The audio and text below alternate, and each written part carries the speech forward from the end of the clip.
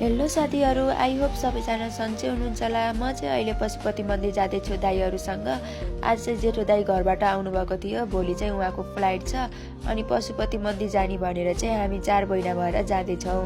यो चाहिँ हाम्रो शङ्खमूल पुल अनि अहिले चाहिँ कलर लाएर यति राम्रो देखिएको छ। अनि यो चाहिँ हाम्रो बागमती खोला अनि उता पारी चाहिँ शङ्खमूल पार्क पर्दछ। हामी चाहिँ ललितपुरबाट काठमाडौँ जाँदैछौँ। खोलापारी चाहिँ काठमाडौँ, खोलावारी चाहिँ ललितपुर पर्दछ। हामी चाहिँ आइपुग्यौँ चोकमा। अब यहाँबाट चाहिँ हामी टेम्पू चढेर जान्छौँ। हामी चढ्ने टेम्पू चाहिँ यही हो। दाईहरू चाहिँ चढिसक्नु भयो, म पनि चढेर बसिसकेँ। अब चाहिँ हाम्रो टेम्पू जान लागेको। टेम्पूबाट झरेर चाहिँ अब हामी बाटो क्रस गर्न लागेको। अहिले चाहिँ जाम परिरहेको छ अनि हामीलाई बाटो काट्न नि एकदम सजिलो भयो।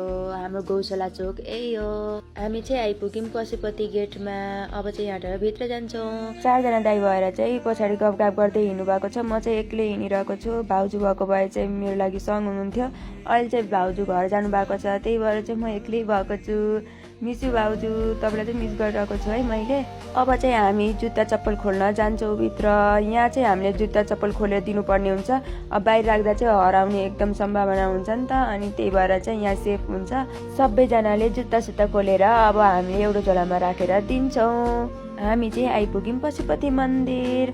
हामीलाई एकदमै गर्म भएको हुन्छ अनि खुट्टा पनि एकदम पोलिरहेको थियो, खाली खुट्टा। अनि एकछिन बसौँ न भनेर हामी बस्छौँ। दाईहरूले चाहिँ फोटो खिच्न रेडी हुनुहुन्थ्यो।